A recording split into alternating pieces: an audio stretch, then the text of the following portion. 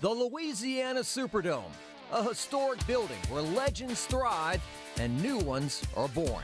After a jamboree, a 10-game regular season, and 4 weeks of playoff action, 8 state champions will be crowned in New Orleans before Saturday is complete.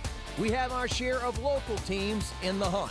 So for one last time in the year 2024, here we go. Sportsline Friday Night starts now.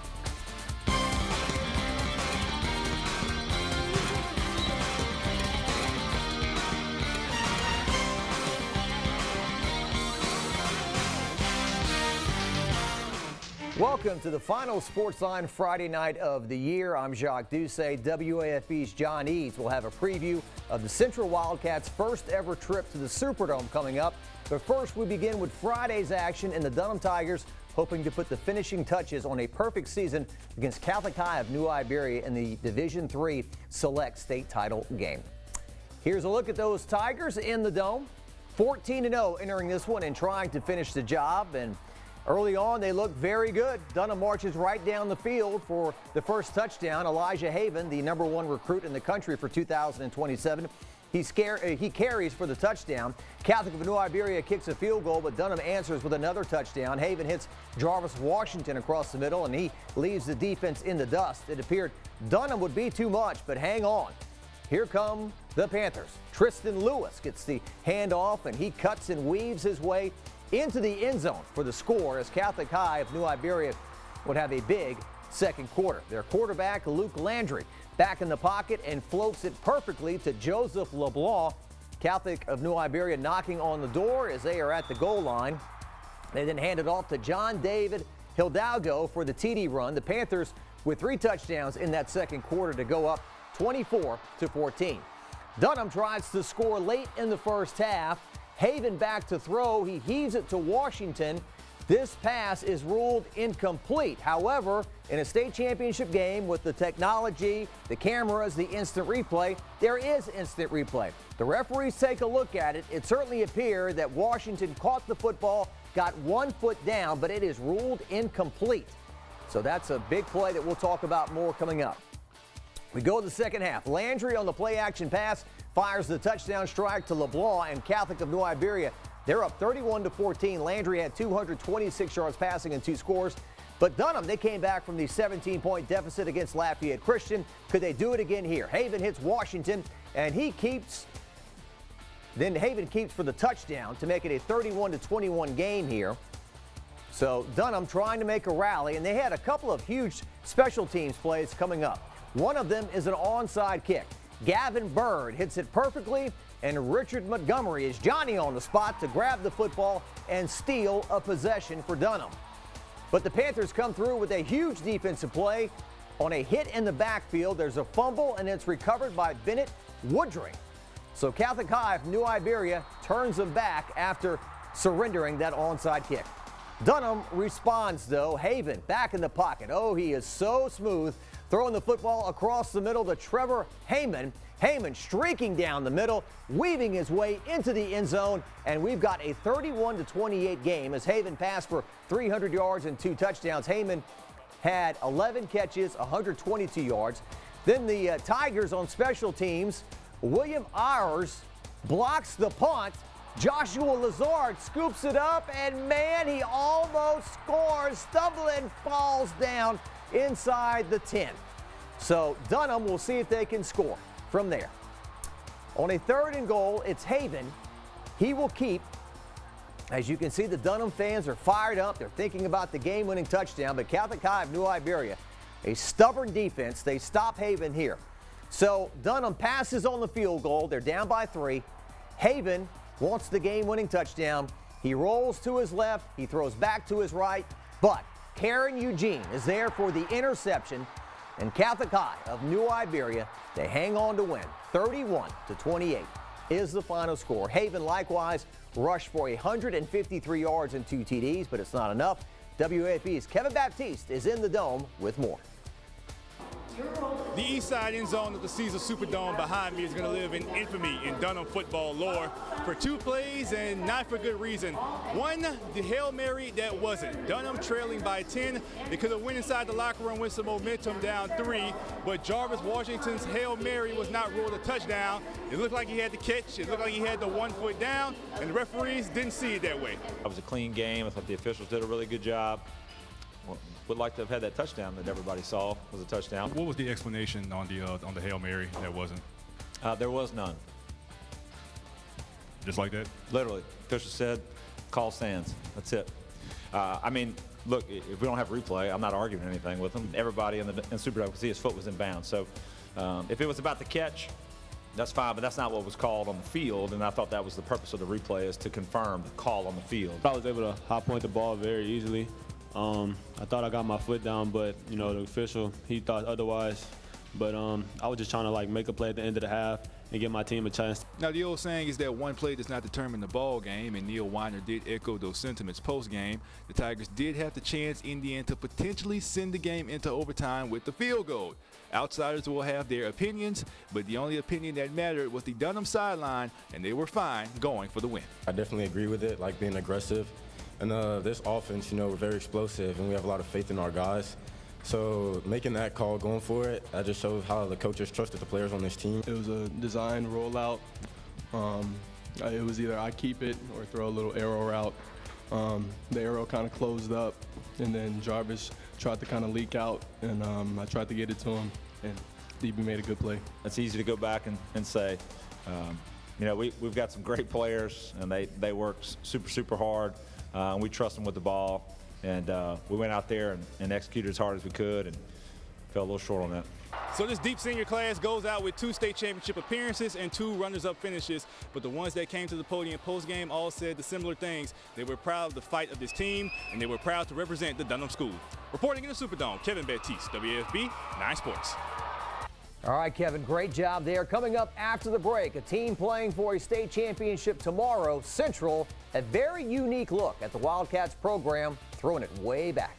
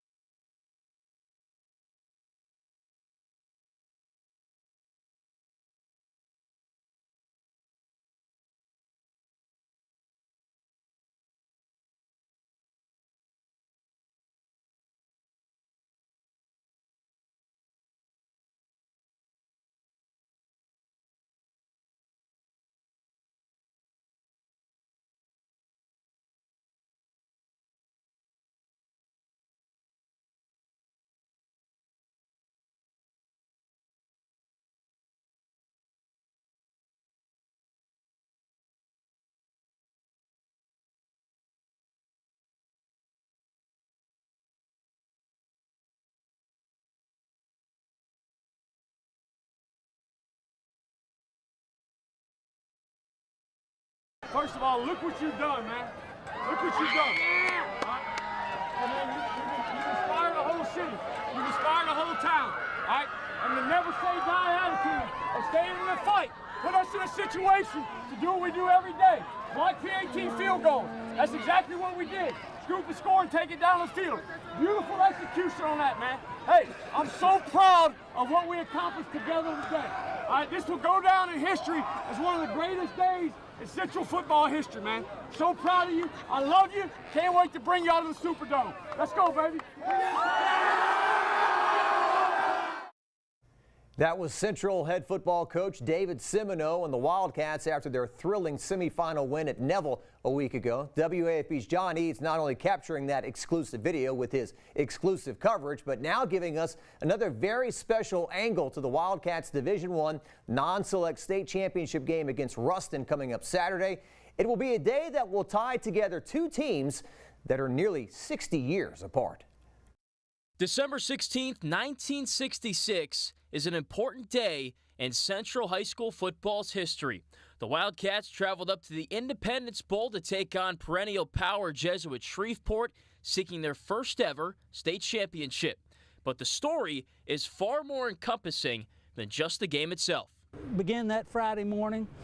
It's about 7:30, I believe. We're over at the airport, all of us. Somebody had contracted 2 paratroop World War II planes, the real paratroop planes. And the reason we had to fly because there were no buses because of the Vietnam War and moving troops around in the United States or whatever. When we got there, they put us in the visitors' locker room at the stadium, and it was cold and wet and damp, and we didn't have any place to rest and relax. So Coach O.R. went and got hotel rooms for all of us and put us in hotel rooms until it was time for the game. That's probably the first time I've stayed in a hotel. It was only a couple hours rest, but when I woke up after that couple hours, I felt like Superman, like just, oh man, let's go get them. We drove school buses to Shreveport for the students. My mother was a bus driver. She drove one, and my mother-in-law drove the other one. We had 5,000 people from this community go to Shreveport. I didn't even know we had 5,000 people out here right now. Jesuit, who we played, they were a tough team. They won the state championship like Neville every year. The Mudcats, as they were oftentimes referred to as, made the trip worth it for everybody. A 7-0 win to capture the school's first state championship. I remember when the final whistle blew and I was walking towards our crowd and pulled my helmet off, and I said, this is probably the last time I'll ever put one of these on. So, and it was. And then we finally, after we won it, I found my wife and gave her my jersey. And we did all of that in less than 24 hours. It was a storybook year. Somebody ought to make a movie out of our senior year. They really should. Central High set to make its very anticipated debut inside this venue on Saturday afternoon with an opportunity to bring back the school's second state championship. And in case you're wondering, members of the 1966 team don't mind sharing the spotlight one bit. Oh, it'd be great. Oh, heck yeah. We've always said that even though we were first. It's just exciting that we're going to be there for the first time in the dome. You know, you always dream after they built the dome and they started playing in the dome, you always dream about, man, I wish we could get to the dome, you know, get to the dome. And we finally made it. This is a long time coming. I'm glad to finally see it. I'm so proud of these kids. They've got the heart. I think they can take it all the way. John Eads, WAFB, Nite Sports. What a great story there. It is Central and Ruston, 3:30 p.m. in the Superdome Saturday afternoon. And of course, WAFB's John Eads will be there to cover it. Hopefully, it is a Central State Championship. We've got much more on Sportsline Friday night coming up.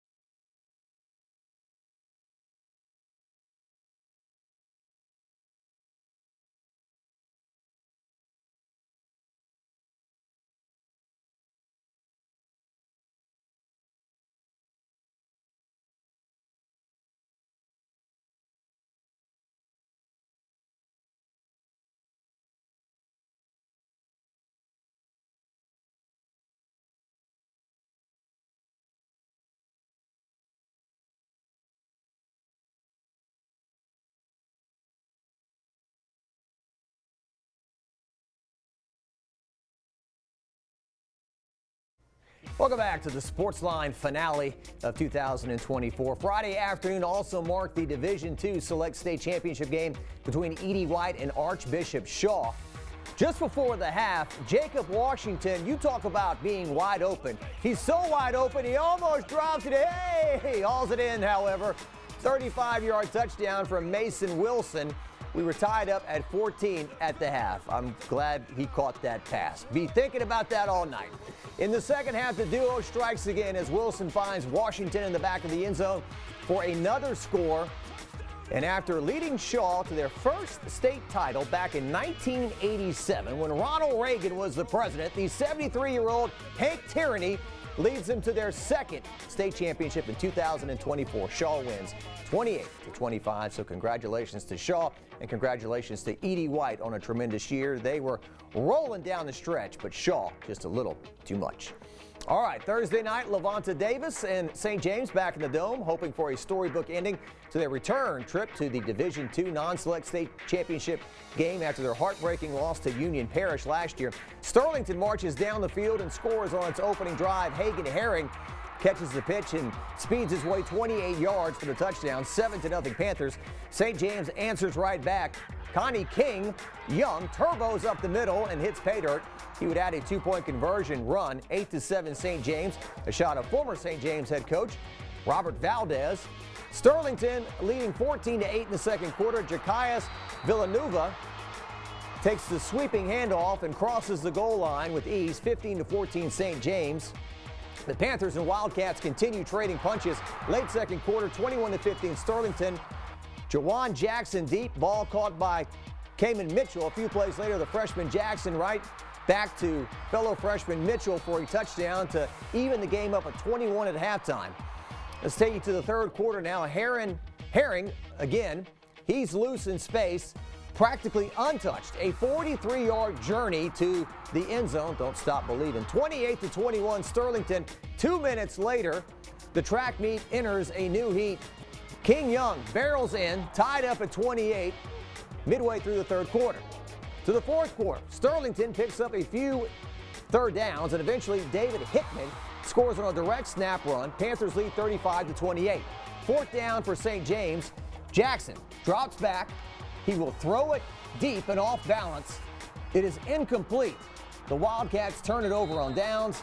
The St. James defense forced to stop. So with a minute to play, last chance for the Wildcats. Jackson rifles a pass, but it's going to be intercepted by Tomarian Birch. He ran it back for a touchdown, but that was called back for a penalty. Regardless, Sterlington holds on to win 35-28. St. James worked very hard all spring, summer, and fall to get another shot at the state title before the second year in a row. The Wildcats come up short. Understandably, a painful feeling for the players and Lavonte Davis. There is your final score, 35-28. Here's some post-game reaction. And I'm just, for these guys, you know, I'm hurt, you know, because we fought so hard to get here and to come up short again. You know, when the expectation was there to finish the mission. We came up short, so I feel bad for those guys, especially again for our seniors who don't get another opportunity. But I like the group we have coming back, and we're just going to continue to work. All right, after the break, we wrap up the 2024 Sportsline Friday night season.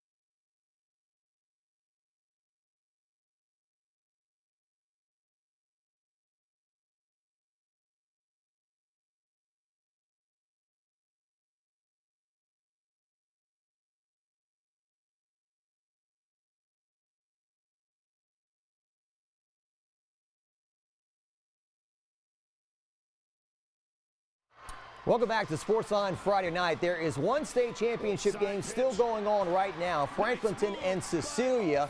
And as you can see, Cy Austin with a tremendous cutback touchdown run for Franklinton. We'll have another look at it here, courtesy of the LXSAA network. Woo! Big time move there as he finds his way into the end zone. This would give Franklinton a lead, but it's my understanding that Cecilia has scored. Franklinton was up with 1:45 to go. Cecilia scores to make it a 35-32 game right now in the fourth quarter. All right, let's talk about some other games. Vermilion Catholic quarterback Jonathan D'Artes carries the ball an insane 47 times for 253 yards and 2 touchdowns. And Vermilion Catholic's 33-21 Division IV Select State Championship win over Ouachita Christian. D'Artes also passed for 82 yards and 2 more scores as the Screaming Eagles finished the year a perfect 14-0. South Plaquemine tops Haynesville 20-7 in the Division IV non-select state championship game. Jaheim Williams, 2 touchdown receptions from Roderick Parker. Williams also rushes for another score. Haynesville was held to less than 150 yards of total offense. And as we wrap up the show tonight, we want to thank everybody that's part of the Sportsline Friday night team. Kevin Baptiste and John Eads not only anchor the show, they go out and shoot games each week. Darren DeQuano, Robert Holland, Scott Page, James DeGraw, Ethan Tuttle, Bunny Brock, Josh Meeks, Jacob Beck, Miles Edwards, Andre Champagne, Grant Lenaro, our producer, Iris Malvo, Bart, Cinnamon Player, Heather Rogers, Kirsten Williams, who gets our scores every week, Malik Eaton, and Rick Porche also helping out. It takes a lot to get this show done each and every week. We hope you enjoyed Sportsline Friday night. Of course, we're not done. We'll have our weekend coverage on our Sportscast, of course, of Central playing for a state title game. And we leave you tonight with a look of the beautiful Caesars Superdome and the New Orleans skyline, where dreams come true or sometimes fall a little bit short. I'm WAFB Sports Director Jacques Doucet. Good night.